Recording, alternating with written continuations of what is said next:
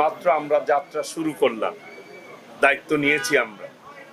ইনশাল্লাহ আমি আমার জায়গা থেকে সর্বোচ্চ আমার যে জনগণের কাছে প্রতিশ্রুতি দেওয়া রয়েছে, এই টাঙ্গাইলের উন্নয়নের যে পদক্ষেপের কথা আমি বলেছি, ইনশাল্লাহ প্রত্যেকটি পদক্ষেপ যাতে বাস্তবায়িত হয় সেইভাবেই আমি ইনশাল্লাহ কাজ করি। ইতিমধ্যেই বাজার মনিটরিং সেল করা হয়েছে। আমাদের যারা বাজারের নিয়ন্ত্রণের দায়িত্ব রয়েছে তারা কাজ করে যাচ্ছে। আজকে মিটিংয়েও তারা বিস্তারিত উপস্থাপন করেছেন।